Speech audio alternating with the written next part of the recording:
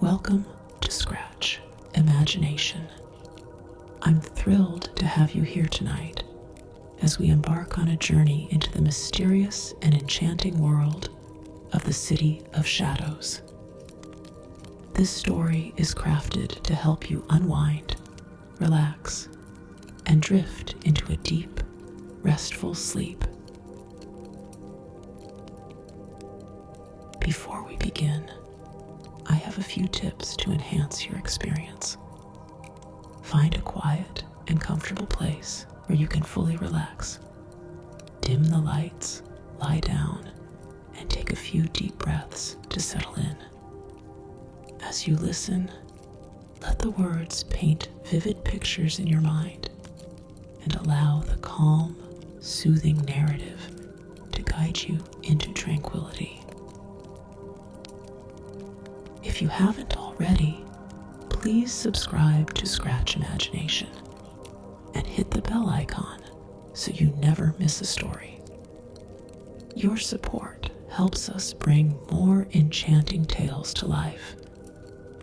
If you enjoyed tonight's journey, don't forget to like the video, leave a comment sharing your thoughts, and tell us how the story helped you relax.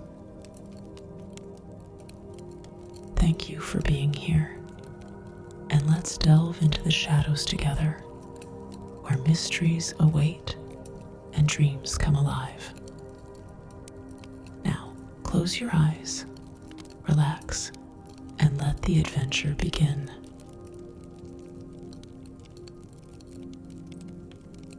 Part 1. The Enigmatic Arrival. Under the velvet canopy of twilight, the City of Shadows emerged once more, as if summoned by the whispers of the stars.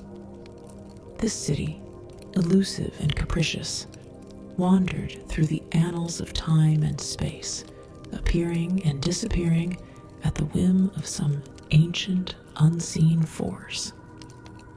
Its architecture was a symphony of paradoxes. Buildings both ancient and futuristic, streets that wound into labyrinths of uncertainty, and shadows that seemed to hold their own secrets. Jonathan Walker, a seeker of truths and unraveling mysteries, found himself standing at the city's edge. The air was thick with an ethereal mist, casting an otherworldly glow upon the cobblestones.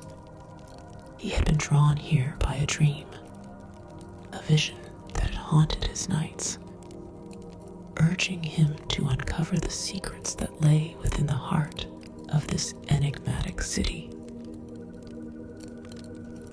As he stepped forward, the city seemed to breathe, its pulse resonating with his own. Each step echoed with a quiet reverence, as if the city itself acknowledged his presence. The streets were deserted, yet alive with a silent symphony of whispers. Shadows danced and flickered, creating phantasmagorical patterns on the ancient walls. Jonathan's journey began in a square dominated by a grand fountain, its waters shimmering with an iridescent light. The statues surrounding it were not of heroes or gods, but of unknown beings with elongated limbs and eyes that seemed to follow his every move. He felt a shiver run down his spine, a mixture of awe and trepidation. Part 2. Encounters with the Unseen. As he ventured deeper into the city, Jonathan encountered its inhabitants, spectral figures that drifted through the streets, their forms translucent and ephemeral. These were the guardians of the city's secrets, beings from realms beyond the mortal coil. They spoke in hushed tones, their voices a melody of forgotten dreams and ancient wisdom. One such figure, a woman with eyes like twin moons, approached him. Her presence was both comforting and unsettling, her voice a soft caress. "Welcome, seeker," she murmured. "You have come to unveil the mysteries of the City of Shadows. But be warned, for the truths you seek may not be the ones you wish to find." Jonathan nodded, his resolve unwavering. "I must know," he replied. "I must understand what binds this city to the threads of time and space." The woman extended a hand, her touch cool and ethereal. "Follow me, and we shall begin your journey through the tapestry of shadows." Part 3. The Labyrinth of Reflection. They walked together through winding alleyways that twisted and turned, leading them to a grand library, its walls lined with tomes bound in leather and ancient scripts. The air was thick with the scent of parchment and ink, a sanctuary of knowledge preserved through the ages. "Here lies the heart of the city," the woman said, gesturing to the rows of books. "Every book holds a fragment of the city's essence, a story woven into the fabric of its existence." Jonathan ran his fingers along the spines of the books, feeling the pulse of their stories. He selected a volume at random, opening it to reveal pages filled with symbols and illustrations that seemed to dance before his eyes. As he read, he felt himself drawn into the narrative, the words wrapping around his mind like a silken web. In this labyrinth of reflection, Jonathan discovered tales of forgotten civilizations, of realms beyond the stars, and of beings that transcended the boundaries of time. Each story was a piece of the puzzle, a clue to the greater mystery that lay at the heart of the City of Shadows. Part 4. The Oracle of Echoes. Their journey continued to a grand hall, its ceiling adorned with a mosaic of constellations.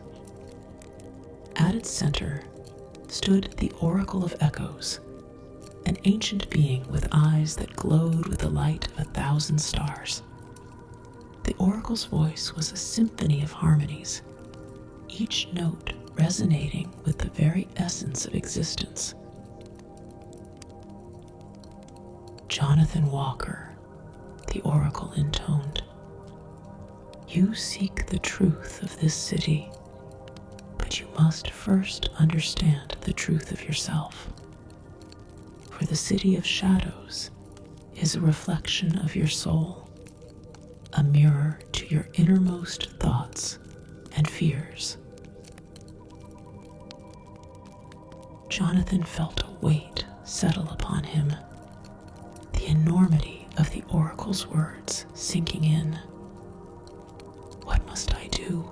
he asked, his voice barely a whisper.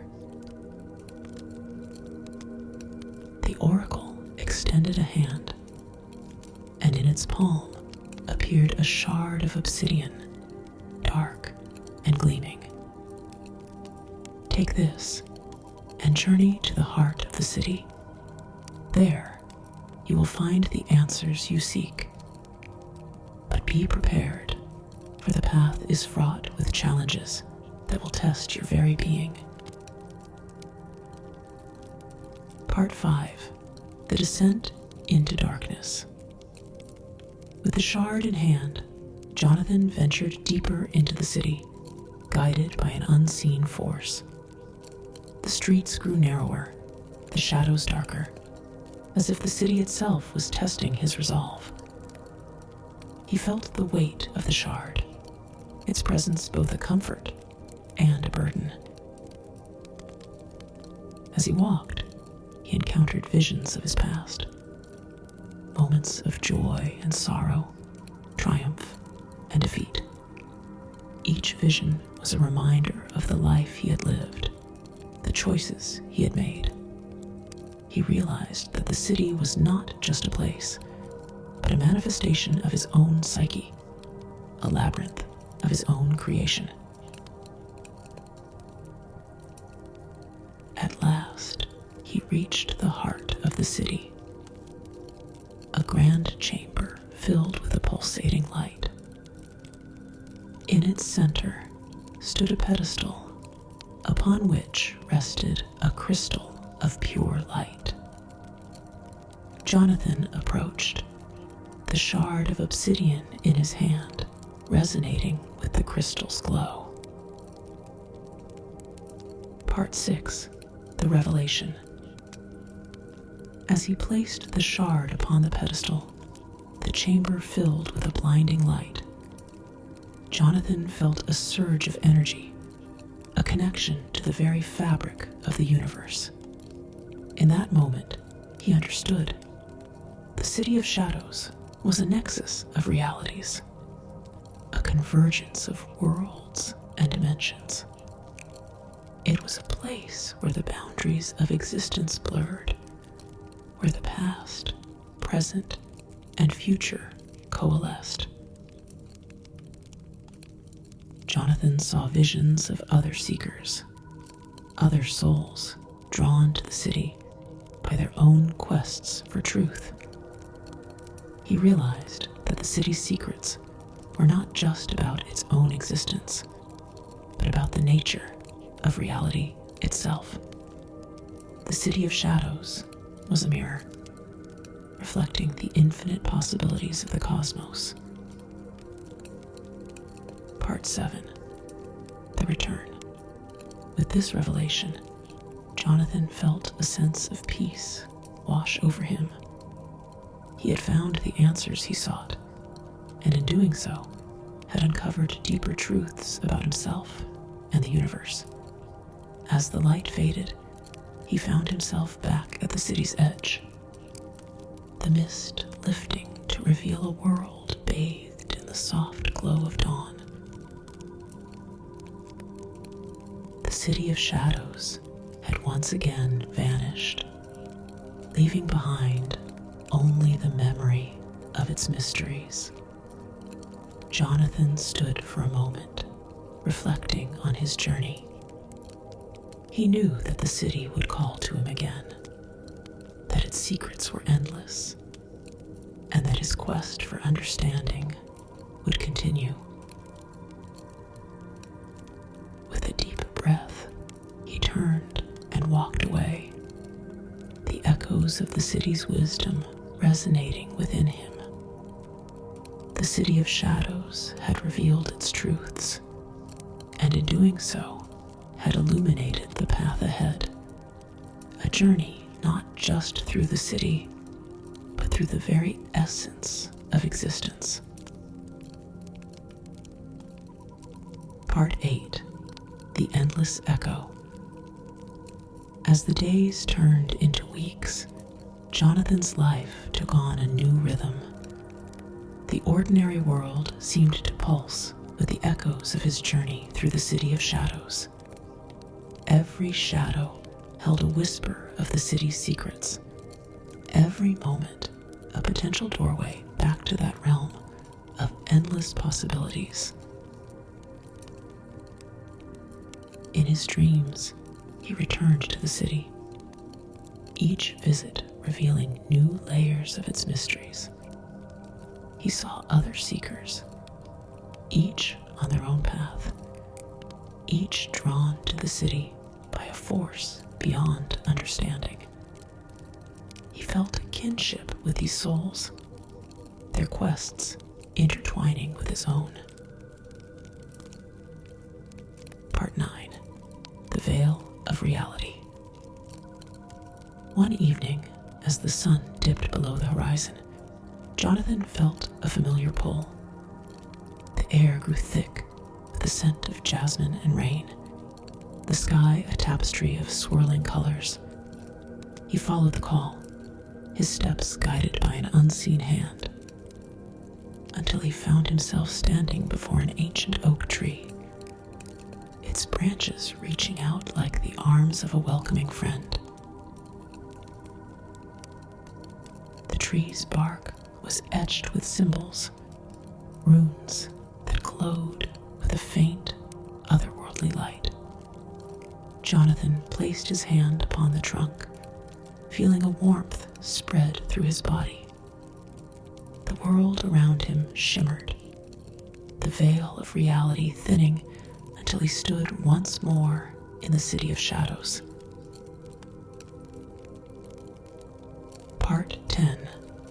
The Council of Whispers. This time, the city was different. The streets were filled with people, beings from countless realms, their forms shifting and blending with the shadows. At the city's center, in the grand square, stood a council of ancient beings, their eyes glowing with the light of 1,000 stars. "Welcome back, Seeker," intoned a figure draped in robes of shimmering stardust. "You have returned to us as we knew you would." Jonathan bowed his head in respect. "I seek to understand, to learn the deeper truths of the city and my place within it." The council members exchanged knowing glances, their voices a chorus of harmonies. "You are ready, Jonathan Walker. You have seen the reflections of your soul, but now you must understand the echoes of the cosmos." Part 11. The Tapestry of Time. The council led Jonathan to a vast hall, its walls adorned with tapestries that depicted the history of the universe.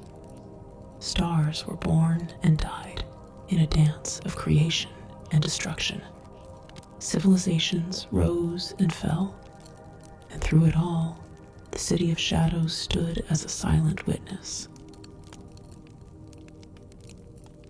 Each thread of these tapestries represents a moment in time, a fragment of existence, the council explained. The city is the loom upon which the fabric of reality is woven, a nexus where all possibilities converge. Jonathan felt a profound sense of awe as he gazed upon the tapestries. "And what is my place in this grand design?" "You are a weaver, Jonathan," the council replied. "Your journey through the city has given you the power to shape reality, to influence the threads of time. But with this power comes great responsibility." Part 12. The Weaver's Path. Jonathan spent what felt like an eternity within the hall, learning the art of weaving reality. He discovered that every action, every choice, created ripples that spread through the fabric of existence. The city itself was a living entity, a guardian of the balance between order and chaos. As he wove, he saw visions of possible futures, each one a branching path of infinite possibilities. He saw worlds of peace and harmony, and others of conflict and strife. He understood that his role was not to control, but to guide, to ensure that the threads of time flowed in harmony with the greater design. Part 13. The Final Revelation. One day, as Jonathan worked, he felt a presence beside him. It was the woman with eyes like twin moons, her gaze filled with a deep, abiding wisdom. "You have done well, Jonathan. You have learned the secrets of the city and your place within it." Jonathan nodded, feeling a sense of completion. "But there's still so much I do not understand." The woman smiled, her form shimmering with an inner light. "The journey of understanding is never complete. The City of Shadows is a reflection of the universe itself, endless, ever-changing, and filled with infinite possibilities." As she spoke, Jonathan felt a profound sense of peace. He realized that the city was not just a place, but a state of being, a connection to the very essence of existence. It was a reminder that reality was not fixed, but a tapestry woven by the choices of those who walked its streets. Part 14. The Return to the World. With a newfound sense of purpose, Jonathan returned to the world, carrying the wisdom of the City of Shadows within him. He knew that his journey was far from over, that the city would call to him again, drawing him back to its labyrinthine streets and whispering shadows. As he walked through the ordinary world, he saw it with new eyes. Every shadow held a hint of the city's mysteries, every moment a doorway to infinite possibilities. He understood that he was a part of the grand tapestry, a weaver of reality, and that his actions could shape the future. Part 15. The Endless Journey. Jonathan's life became a dance between worlds, a journey through the City of Shadows and the ordinary realm. He continued to seek the deeper truths, to unravel the mysteries of existence, knowing that the city would always be a part of him. And so, the City of Shadows remained, a beacon of mystery and wonder, a nexus of realities and possibilities.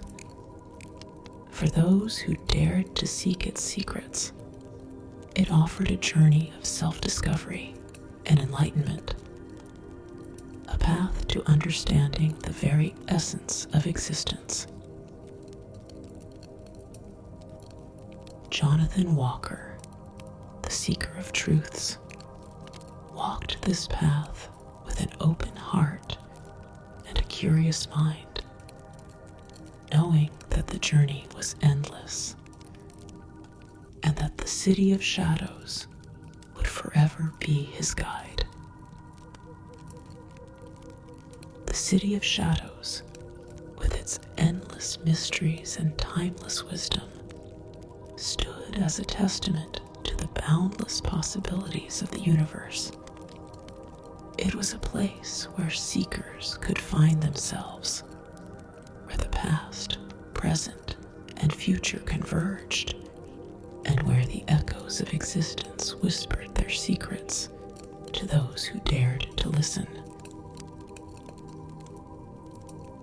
For Jonathan, and for all who would follow in his footsteps, the City of Shadows was not just a destination, but a journey through the very fabric of reality, a journey to the heart of existence itself.